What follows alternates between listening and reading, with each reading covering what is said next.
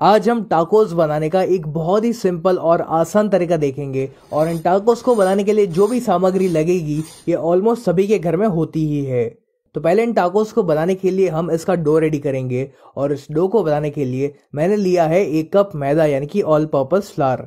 इसी के साथ मैं इसमें ऐड कर रहा हूँ 1 कप गेहूं का आटा यानी कि व्हीट फ्लावर। आप चाहो तो इन टाकोस को सिर्फ और सिर्फ मैदा से भी बना सकते हो या फिर अगर आप इसको हेल्दी तरीके से बनाना चाहते हो तो आप सिर्फ गेहूं के आटे का इस्तेमाल करोगे तो भी चलेगा। अब इसी में हमें ऐड करना है नमक। तो मैंने तकरीबन 1 बड़ी चम्मच नमक का इस्तेमाल किया हुआ है। आप अपने टेस्ट के अकॉर्डिंग नमक की मात्रा कम या ज्यादा कर सकते हो। फिर इसमें जाएगा 2 बड़ी चम्मच तेल। मैंने इसमें रिफाइंड ऑयल का इस्तेमाल किया हुआ है। आप किसी भी ऐसे तेल का इस्तेमाल मत करिएगा जिसका एक बहुत ही स्ट्रॉन्ग फ्लेवर हो। अब बस हमें इसमें थोड़ा थोड़ा पानी ऐड करते जाना है और इसका हम एक सॉफ्ट डो बनाएंगे। तो ज़रूरत के अनुसार आप इसमें थोड़ा थोड़ा पानी ऐड करते जाइए और इस डो को आपको अच्छे से गूंथना है।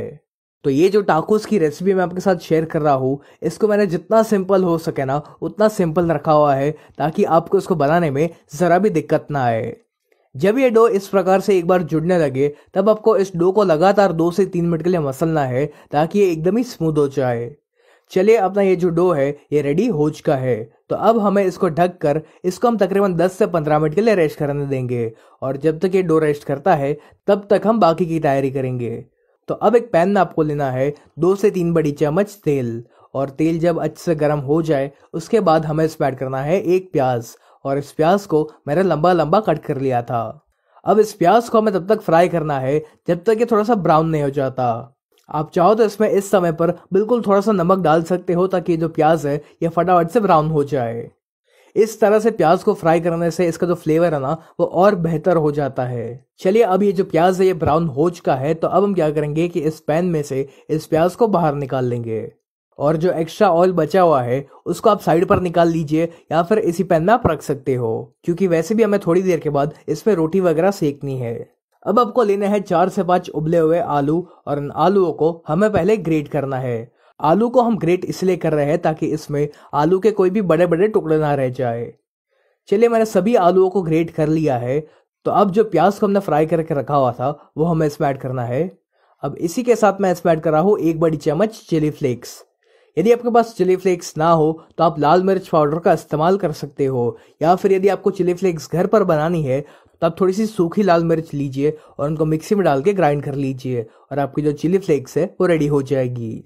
चिली फ्लेक्स की मात्रा कितनी रखनी है ये आप अपने पसंद अनुसार कम या ज़्यादा कर सकते हो। अब इसी के साथ मैं इसमें ऐड कर रहा हूँ आधा छोटी चम्मच काले मिर्च पाउडर यानी कि ब्लैक पेपर पाउडर। फिर इसमें एक चटपटा टेस्ट लाने के लिए मैं इसमें ऐड कर रहा हूँ 1/4 छोटी चम्मच चाट मसाला। चाट मसाला की जगह पर आप इसमें थोड़ा सा नींबू का रस भी डाल सकते हो। फिर मैं इसमें ऐड कर रहा हूँ स्वाद अनुसार नमक। तो मैंने 1 छोटी चम्मच नमक का इस्तेमाल किया हुआ है। एक बात का ध्यान रखें कि आपको इसमें बहुत सारा नमक नहीं डालना है क्योंकि हमने इसमें चाट मसाले का भी इस्तेमाल किया हुआ है। अब सबसे आखिर में हम इसमें ऐड करेंगे थोड़ा सा कोरिएंडर यानी कि धनिया और फिर इन सभी को हम एक बार मिक्स करेंगे। चलिए अपना ये जो स्टफिंग है ये भी रेडी हो चुका है और हमारे डो को भी रेस्ट किए हुए तकरीबन 10 से 15 मिनट हो चुकी है।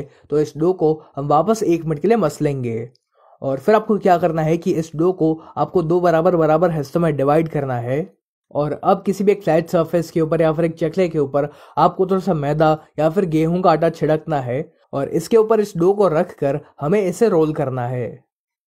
अब एक चाकू की सहायता से हम इसको बराबर हिस्सों में डिवाइड करेंगे और इतने डो की क्वांटिटी में से आप तकरीबन 10 से 12 टाकोस बना पाओगे।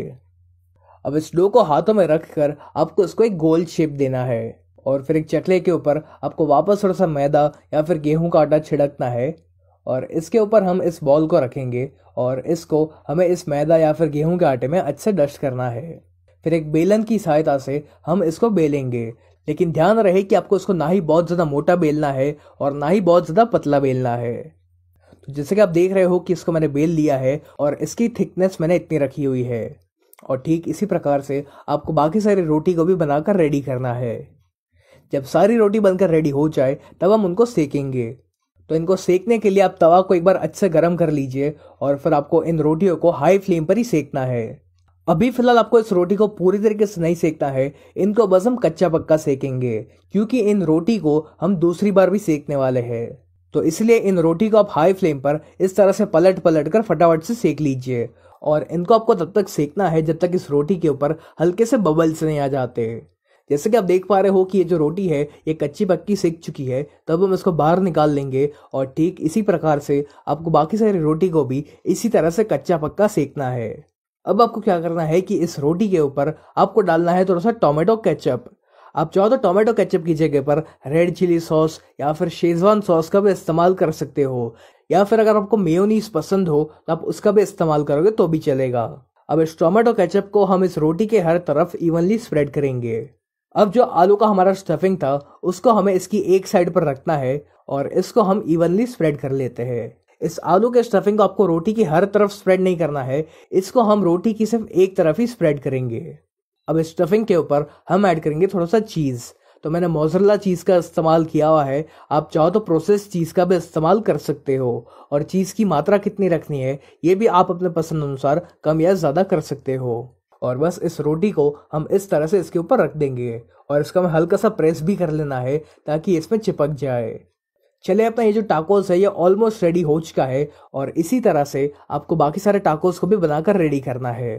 तो जब आपके घर पर गेस्ट वगैरह आ रहे हो तो आप इन टाकोस को इस तरह से रेडी रख सकते हो और बस फिर आपको एंड टाइम पर उसको सेकना है और सर्व करना है। तो मैंने इस तरह से सारे टाकोस रेडी कर लिए हैं। तो अब उसी पैन में मैं ऐड कर रहा हूँ थोड़ा सा बटर। अब बटर की जगह पर ऑयल का भी इस्तेमाल कर सकते हो, लेकिन मैं रेकमेंड करूंगा कि अब बटर का ही इस्तेमाल करें क्योंकि बटर का इसमें बहुत ही बढ़िया सा फ्लेवर आता है। बटर जब मेल्ट हो जाए तब आपको इस टाकोस को इस पर रखना है और इनको हम स्लो फ्लेम पर ही सेकेंगे ताकि ये बहुत ही ज़्यादा क्रिस्पी बन सके।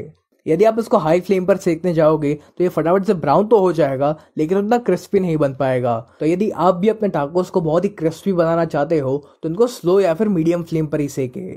थोड़ी देर बाद आप इसको पलट लीजिए और ठीक इसी प्रकार से आपको इसकी दूसरी साइड को भी सेकना है। जब दोनों साइड्स अच्छे से सेक जाए तब हमें इसकी नीचे की साइड को भी सेकना है। तो 2 चम्मच की सहायता से आप इसको इस तरह से सेक सकते हो। चलिए, हमारा ये जो टाकोस है ये हर तरफ से अच्छे से सेक चुका है, तब हम इसको बाहर निकाल लेंगे। और ठीक इसी प्रकार से आपको बाकी सारे टाकोस को भी बनाकर रेडी करना है।